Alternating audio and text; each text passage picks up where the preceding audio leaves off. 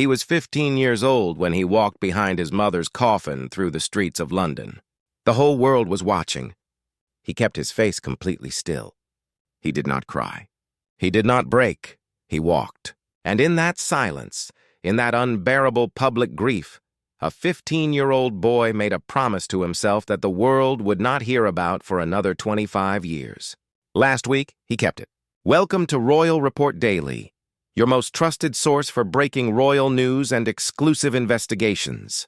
Tonight, we are covering the moment that royal commentators have been waiting decades to discuss. The moment that changed the balance of power inside the British monarchy permanently and completely. Prince William has done something so precise, so perfectly calculated, and so deeply personal that the entire palace has been turned upside down. He pulled Princess Diana's portrait out of the dark storage room it had been shamefully buried in for over 20 years and placed it exactly where it belongs, right beside Queen Elizabeth on the Hall of Matriarchs wall at Windsor Castle. Camilla had absolutely no idea it was coming. When she saw it, she was completely blindsided. She ran straight to Charles and ordered him to have it removed immediately. What Charles did next shook the entire palace to its foundation. Don't forget to subscribe to Royal Report Daily and hit that notification bell so you never miss a single update. Let us start with the portrait itself, because the story of where this painting has been sitting for the last 25 years will make your stomach drop. The portrait was painted during one of the most celebrated periods of Diana's public life. She was at the height of everything: her beauty, her warmth, the extraordinary way she made ordinary people feel seen and loved in a way no royal had ever managed before. People who were present when Diana first saw the finished portrait say she stood in front of it for a long time without speaking. The way you go quiet when something captures exactly who you are. That portrait was supposed to hang in the Hall of Matriarchs at Windsor Castle. This is the most sacred ceremonial space in the entire royal residence, a wall reserved exclusively for the most important women in the history of the British monarchy. Diana never saw it hung there. She died before it happened, and after she died, the portrait was quietly removed from consideration, wrapped up, and placed in palace storage, where it sat in the dark for over 2 decades. Stay tuned to Royal Report Daily. We bring you the stories that matter. When Diana died in August 1997, the world grieved openly and loudly. Inside the palace, something else was happening. Something quieter and far uglier. Royal insiders report that among the very first concerns raised in the hours after Diana's death was whether she had any crown jewelry in her possession in Paris. The scramble to reclaim property began before the British public had even been told their princess was gone. And while that was happening, Camilla was already moving. She had spent years as the hidden woman, the one Charles visited in secret while married to Diana, the one Diana called the Rottweiler in private because she understood exactly what this woman was doing to her marriage. Now Diana was gone, and Camilla began moving through the palace rooms Diana had called home. She did not simply move in. She erased. Diana had kept fresh flowers throughout the palace spaces she lived in, arrangements she had personally chosen. Camilla ordered them removed and burned, not replaced, burned. The bedroom Diana had slept in, the room where she had held her boys and cried alone at night, Camilla ordered that room locked permanently. She did not want to sleep there. But she also made sure nobody else ever would. She wanted it sealed away like something shameful.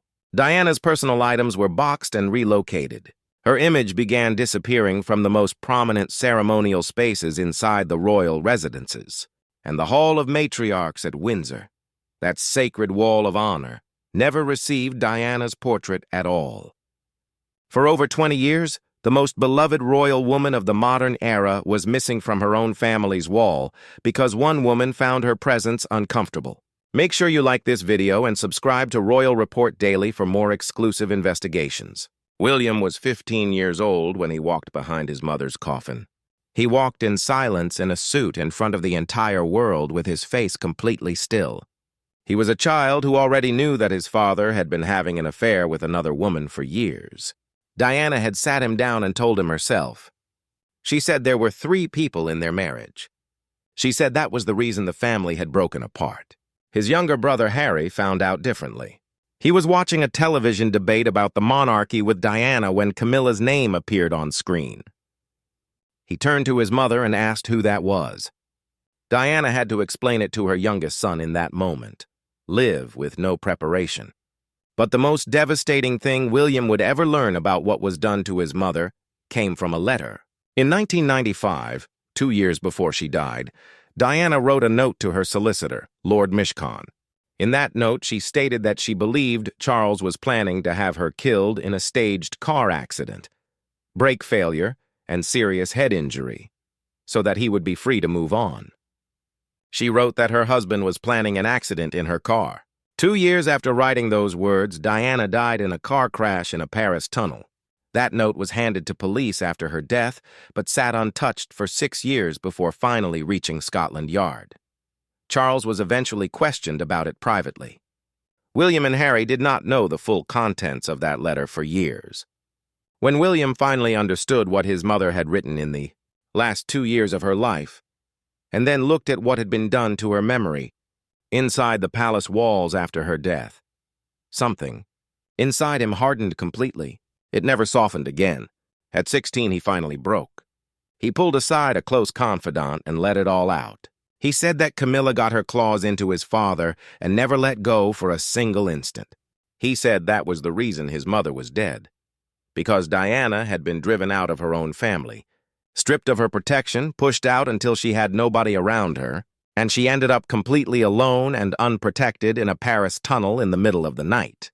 A 16-year-old boy said those words, and he carried every single one of them for the next 25 years. Don't miss a single update. Subscribe to Royal Report Daily right now. There was one other person in this family carrying a wound connected to Camilla that ran even deeper than William's, and it started long before Diana ever entered the picture. That person was Princess Anne. Before Camilla married Andrew Parker Bowles, Andrew Parker Bowles was in a serious romantic relationship with Anne. They were close enough that marriage was being discussed. The royal family shut it down because Andrew was Catholic, and Anne, as a senior member of the Church of England, was not permitted to marry him. She stepped aside. She had no choice. And within a very short time, Camilla moved in, and Andrew proposed to her. Anne sat in the pews at their wedding in 1973 and watched it happen. The woman who took the man Anne was supposed to marry then spent the next several decades as the secret mistress who destroyed her brother's marriage, broke Diana into pieces, and eventually walked into Buckingham Palace wearing a crown. Royal author Penny Junor reported that Camilla was deeply intimidated by Anne for years, that Anne's cold behavior toward her was extremely nerve-wracking. After the 2023 coronation, Anne reportedly confronted Camilla at a private luncheon, looked her in the eye, and told her directly, "You are not the queen. You are just the king's wife." Anne has allegedly never bowed to Camilla. She reportedly asked Queen Elizabeth personally for permission to be exempt from that protocol, and the Queen granted it. Both Anne and William had wanted one thing for decades: to take Diana to where she belonged, the Hall of Matriarchs. Then came the night when the waiting was finally over. Subscribe to Royal Report Daily and stay ahead of every royal development. William had spent years preparing this move. Careful meetings with curators about portrait placement protocol. He studied the historical records on every previous portrait placement going back decades. He made sure every single institutional rule was followed perfectly, so that once the restoration happened, nobody on earth could legally challenge it or reverse it. He had been playing a 20-year chess game inside his own family, and this was his final move. The night before it happened, William called Anne. The call was short. Both of them had been waiting a very long time for this moment, and they both knew it. "I cannot wait to see the look on her face. It is long overdue." "Diana deserves to come home?" Anne said. "She comes home tomorrow," William responded. That was it. The call ended. Camilla had no idea it had happened. She had spent 25 years believing she had won. She was about to find out how wrong she was. William's team had scheduled Camilla for an engagement outside London that day, a deliberate move to get her out of the building and keep her away until it was done and completely irreversible. While she was gone, the Hall of Matriarchs at Windsor was closed to all but a handful of personally vetted, trusted staff. Nothing appeared on the official royal diary. No press release was prepared. This was happening in total silence. In the early evening hours, the portrait of Princess Diana was carried into the Hall of Matriarchs. It had been sitting in protective wrapping in palace storage for over 20 years. The staff who handled it that evening moved carefully, the way you move with something that has been hurt and deserves to be treated gently. Princess Anne was there personally. She had insisted on overseeing the placement herself. She was not going to let someone else do this. She had waited too long for this moment. The protective wrapping came off slowly. And for the first time in more than 2 decades, Diana's portrait was fully visible inside the walls of Windsor Castle, in the room where it had always belonged. Within 90 minutes of the portrait arriving in that gallery, Diana's face was on the wall. She was placed directly beside the late Queen Elizabeth. 2 women side by side, one who reigned for 70 years, one who never had the chance to reign at all. Right where they should have been together from the very beginning. Hit that like button and subscribe to Royal Report Daily right now.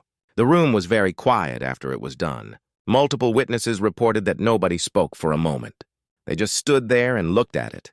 And then Princess Anne, who had walked into that room carrying 50 years of grief and fury and deeply personal history, said something quietly, almost to herself. Staff members nearby heard it clearly. She said that Diana belongs here. She said she always did. Just the truth, spoken out loud in a room that had been silent about it for 25 years. That night, Camilla slept across London completely unaware. In the Hall of Matriarchs, Diana looked out from beside the Queen. The next morning, Camilla would wake up and walk straight into the worst day she had experienced in decades. She just did not know it yet. Royal Report Daily, bringing you the truth behind every royal headline. Camilla returned to Windsor the next morning expecting a completely normal day. She walked in. She heard the news, and the reaction that followed was immediate and physical. She did not compose herself. She did not process it quietly. She went completely rigid with fury. She ordered the portrait taken down at once. She demanded an emergency meeting with William. She insisted that Charles step in on her behalf. She demanded a full explanation from every member of palace staff who had been involved in carrying out the restoration. Every single one of those demands was refused. Every single one. For the first time in her entire royal career, Camilla was completely powerless inside her own home. The woman who had spent 25 years quietly restructuring the palace around herself had just discovered that the palace could be restructured right back, and she had zero authority to stop it. But the refused demands were not the worst part of that morning. The worst part was what happened when she turned to her husband. Charles had spent decades fighting for Camilla. He had battled the institution, the public, the press, and his own sons to make space for this woman inside the royal family.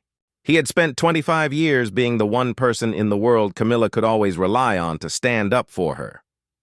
And now she stood in front of him, humiliated and furious, waiting for him to fix it. He looked at her, and he said nothing. He let his son's decision stand. He let his sister's actions go completely unchallenged. He did not make a single call. He did not raise a single objection. He sat there and let Diana's portrait remain on that wall. Palace insiders say that in that single moment, Camilla understood something she had never been forced to face before. That Charles had made his choice. He had chosen the institution. He had chosen his son. He had chosen to finally honor the woman he had spent a lifetime wronging. What makes Charles's silence even more devastating is the full weight of what it actually means. This is a man who, according to reports, recently begged William in private not to push Camilla out after he dies. A man who knows better than anyone how deep William's resentment runs. Sources close to the family have confirmed that William still harbors real, unresolved anger toward Camilla for what she did to his mother. One insider said plainly, "The way Camilla betrayed Diana has not been forgotten by either of her sons. William has simply been more disciplined than Harry in hiding it. Charles knows this. He has always known this. And yet when the moment came, he went quiet.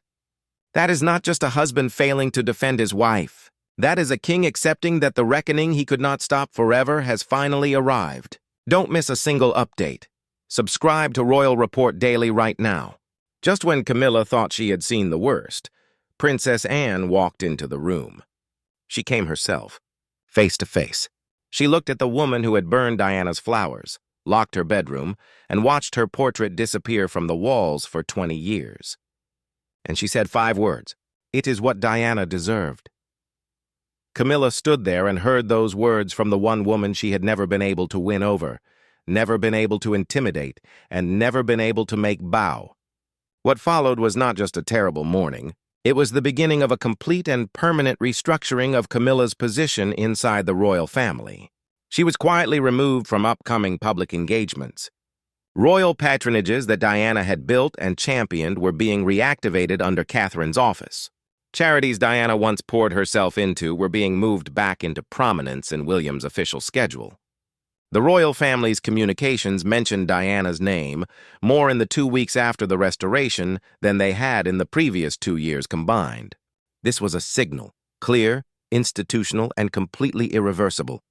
The balance of power had shifted, and it was not going back. Subscribe to Royal Report Daily and stay ahead of every royal development. There is something that needs to be understood about how terrified Camilla had always been of this moment. When Camilla finally met William for the first time face-to-face at Clarence's house, royal biographer Christopher Anderson reported that she was shaking. She needed a vodka to steady herself before she walked into the room. She was physically trembling at the thought of facing a teenage boy, because she knew exactly what she had done to his mother. She knew he knew, and she had no defense to offer him. She had been afraid of William since he was 16 years old. But she had never once imagined he would do this. That the boy who walked silently behind his mother's coffin had spent the next 25 years quietly and methodically building toward a single evening where he would bring his mother back to the wall she was always owed. Harry said everything publicly in his 2023 memoir. He confirmed in black and white that both he and William pleaded with their father not to marry Camilla. Both of them. They gripped their father's hand and begged him not to go through with it. Both brothers called her a wicked stepmother. Both called her a villain. Harry chose to explode publicly. William chose something completely different. He chose patience. He chose the institution itself as his weapon. He waited until he had the power to use it correctly. And then he moved. Hit that like button and subscribe to Royal Report Daily right now. Diana's patronages are coming back. The charities she built from genuine love and personal commitment are being lifted back into prominence under Catherine's name and William's schedule. Diana's name is being spoken inside official palace communications with a frequency and a depth of respect that has not existed since before she died. The Hall of Matriarchs at Windsor now has Diana on its wall, right beside Queen Elizabeth, the 2 women who defined the emotional heart of the modern British monarchy, together at last on the wall where they always belonged. William was 15 years old when he walked behind his mother's coffin through the streets of London. He made a promise to himself that day, and he waited. He prepared. He built the legal and institutional foundation so carefully and so thoroughly that nobody could challenge it once it was done. He brought Anne in, the one person in the entire family with the institutional authority to make it happen and make it permanent. And then one quiet evening, while Camilla slept across London completely unaware, William walked his mother back into the room she had always been owed. Diana's portrait is on that wall, and it is not coming down. Not now, not ever. Diana would be so proud of the man her son has become.